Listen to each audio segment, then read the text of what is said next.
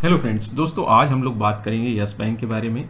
और आज चैत्र नवरात्रि का जो पहला दिन है, तो इसलिए आप लोगों को नवरात्रि की ढेर सारी शुभकामनाएं। और साथ में आज हिंदू नववर्ष भी शुरू हो रहा है, तो उसकी भी आप लोगों को ढेर सारी शुभकामनाएं। और साथ में ईश्वर से माता रानी से प्रार्थना है कि आप सभी के जीवन में खुशहाली हो, समृद्धि हो और शांति हो। तो ये एक कामना है। और साथ में एक शुरुआत में स्टैंडर्ड डिस्क्लेमर भी दे देता हूँ कि ये जो वीडियो है किसी भी तरह से बाई सेल या होल्ड करने की रिकमेंडेशन के पर्पज़ से नहीं है। ये जस्ट नॉर्मल अपडेट और एजुकेशनल पर्पज़ के लिए। तो एक बैंक है यस बैंक, जिसके बारे में नॉर्मल अपडेट्स हैं। ये एक जैसे नहीं कि कंपनी के अपडेट्स होते हैं, उसी तरह से ये बैंक है, तो यस बैंक की नॉर्मल अपडेट्स हैं। और इसके बारे में थोड़ा सा डिस्कशन करना जरूरी, क्योंकि खबर काफ़ी बड़ी बन चुकी है, इसलिए इसके बारे में थोड़ा सा इसके बारे में डिस्कशन जरूरी है। तो वीडियो को छोटा रखूंगा, तो कोशिश करिए कि वीडियो को अंत तक जरूर देखें। और साथ में अगर आप चैनल पे नए हैं तो चैनल को सब्सक्राइब भी करिएगा और बेल आइकन भी प्रेस कर सकते हैं, जिससे कि आपको फर्दर वीडियोस के नोटिफिकेशंस भी मिलते रहेंगे। आज आप लोग इस तरह की जो खबरें हैं, ये आप लोग देख रहे होंगे। Yes Bank gets demand notice of ₹2209 crore from IT department. Income tax department की तरफ से इतना बड़ा जो नोटिस आया, इसके बारे में बहुत सारी खबरें अलग अलग मीडिया वेबसाइट्स पे, मीडिया हाउसेस में इस तरह की चीज़ें आप लोगों को पब्लिश होती हुई दिखाई दे रही होंगी। और इससे एक लोगों के मन में एक क्वेश्चन जरूर उठ रहा होगा कि आखिरकार इतना बड़ा, क्योंकि छोटा मोटा तो जनरली बहुत सारी कंपनीज होती हैं जिनके आप लोग देखते रहते होंगे कि इस बैंक को GST का इतने का नोटिस मिला, इसको IT का इतना नोटिस मिला, या फिर किसी कंपनी को, नॉर्मल जो कंपनियां होती हैं उनमें भी इस तरह के आते रहते होंगे ना न्यूज़ में। आप लोगों ने बिजनेस न्यूज़ अगर आप फॉलो करते होंगे तो उसमें आता रहता होगा कि 200 करोड़, 150 करोड़, 50 करोड़ GST हो या इनकम टैक्स हो, इस तरह के फिगर्स वाले बहुत सारी कंपनियों को नोटिस आते रहते हैं। तो वो एक तरह से रेगुलर उसमें समझ में आ जाता है कि हाँ ठीक है, नोटिस आया है, तो बैंक है या फिर कोई कंपनी जो भी जिस कंपनी के अगेंस्ट आया हो, वो उसका फॉलोअप करेगी, उसको अपना क्लैरिफिकेशन देगी, अपना असेसमेंट वगैरह को रिव्यू कराएगी जो भी हो, और इनकम टैक्स या फिर GST डिपार्टमेंट के साथ आपस में एक कहते हैं ना कि उसको निगोशिएट करेगी, जो भी उनका जिस तरह से एक सेटलमेंट होता है उस हिसाब से वो मामला सेटल होगा। कि जैसे होता है ना कि क्लैरिफिकेशन देंगे, अपने और सपोर्टिंग डॉक्यूमेंट्स देंगे कि हमारा पक्ष इस तरह से है और जो डिमांड है गलत है। अगर उनके उसमें डिमांड अगर गलत होगी तो वो वापस ऐसा नहीं कि डिमांड आई तो देना ही है, ऐसा नहीं होता है। उसका रिव्यू होता है, उसमें सारे आपसे और एडिशनल इन्फॉर्मेशन मांगेंगे कि आपने जो भी उनके हिसाब से वो गलत है, ज़्यादा बन रहा है तो आपको देना है, लेकिन आप उसको जब अपनी चीज़ों को प्रेजेंट करते हैं तो उस हिसाब से चीज़ें होती हैं कि हाँ मेरा ये टैक्स इतना नहीं बन रहा है या फिर कम बन रहा है, जो भी हो उसके हिसाब से चीज़ें आगे सेटल होती हैं। लेकिन ये डिमांड क्योंकि बड़ी है यहाँ पे, इसलिए इसके बारे में थोड़ा डिस्कशन ज़रूरी है। तो यस बैंक ने ये एक्सचेंजेस को भी इन्फॉर्म किया है इसके बारे में। और जो डिमांड आई है ये असेसमेंट ईयर 1920, पुराना मामला है, कोई नया मामला नहीं। नया मामला होता थोड़ी चिंता बढ़ती, क्योंकि लोगों के मन में आता कि आखिर चल क्या रहा बैंक में। तो ये मामला थोड़ा पुराना है, जब रिकंस्ट्रक्शन हुआ था इसका उसी टाइम का मामला है। असेसमेंट ईयर 2019-20 का मामला है। 2209 करोड़ का मामला है। इसमें ब्याज भी शामिल है, जो इनका इंटरेस्ट है वो भी शामिल है, और जो टैक्स है वो तो शामिल है ही।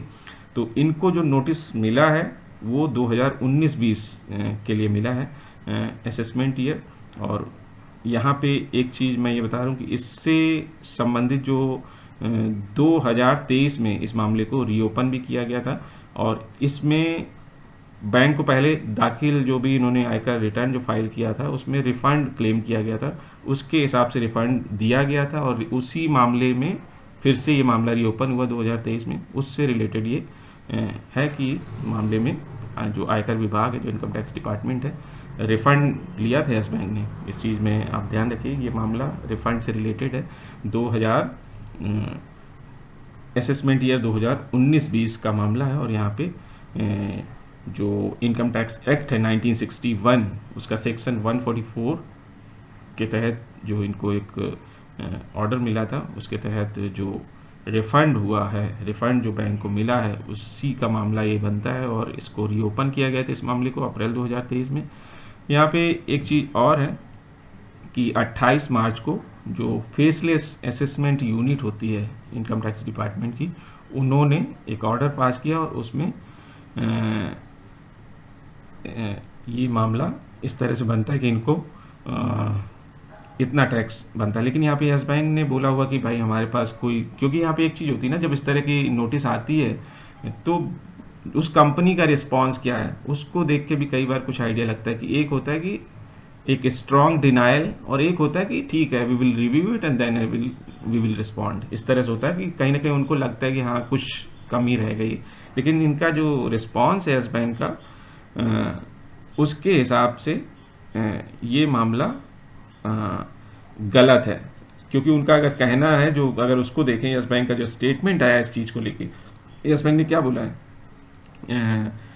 जो एक्ट के सेक्शन 156 के तहत जो जारी जो डिमांड और कंप्यूटेशन जो भेजा गया है इनको नोटिस में, जो ब्याज समेत जो भी अमाउंट भेजा गया है उसकी डिमांड की गई, ये उनका कहना है कि ये पहली नज़र में बिना किसी बेसिस के की गई डिमांड लगती है, इसका कोई बेसिस नहीं है, ये यस बैंक कह रहा है। और साथ में बैंक ये भी कह रहा है कि इस मामले में अपनी पूरी सिचुएशन को वो सही तरीके से प्रेजेंट करेंगे इनकम टैक्स डिपार्टमेंट के सामने, और इस जो रीअसेसमेंट ऑर्डर जो पास किया है इनकम टैक्स डिपार्टमेंट ने उसके खिलाफ ये अपील भी करेंगे, ये इन्होंने बोला हुआ है। और अपील करेगा बैंक इस आदेश के खिलाफ। और यहाँ पे इनका ये भी कहना है कि बैंक के ऊपर इसका कोई फाइनेंशियल और ऑपरेशन पे या फिर किसी भी और बैंक की जो normal day to day activities हैं उनके ऊपर यस बैंक के ऊपर किसी भी तरह का ये जो नोटिस आया है इतना बड़ा डिमांड का, उसका कोई इम्पैक्ट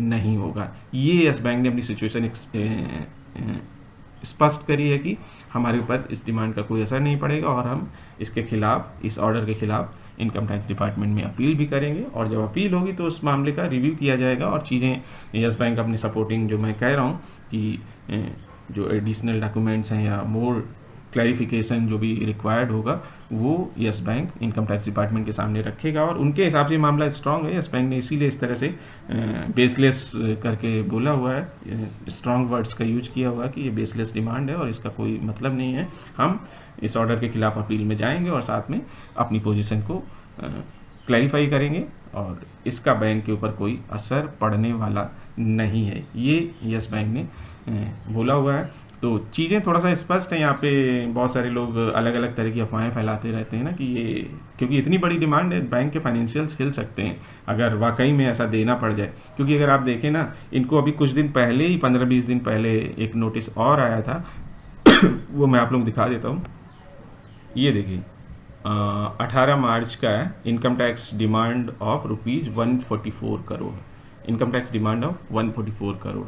तो ये एक मामला और है कि इनको 18 मार्च को एक नोटिस और आया था, लेकिन वो अमाउंट कंपैरेटिवली छोटा था, इसलिए उसके बारे में थोड़ा हल्ला शोर नहीं मचा। लेकिन ये जो डिमांड आई है तो इसके खिलाफ बैंक ने स्ट्रॉन्ग अपना पक्ष रखा और साथ में इसकी मीडिया में भी चर्चा है क्योंकि डिमांड बड़ी है, इसलिए काफ़ी ज़्यादा हर मीडिया चैनल इसको पब्लिश कर रहा है, ये एक रीज़न है। और साथ में एक अपडेट थी इसको, इसीलिए मैंने सोचा कि इंपॉर्टेंट अपडेट है तो आप लोगों के साथ शेयर करूं। और अगर आप अभी तक वीडियो में बने, वीडियो को लाइक करिएगा, चैनल को सब्सक्राइब जरूर करें और बेल आइकन को साथ में प्रेस करें। Thank you for watching this video, thank you very much.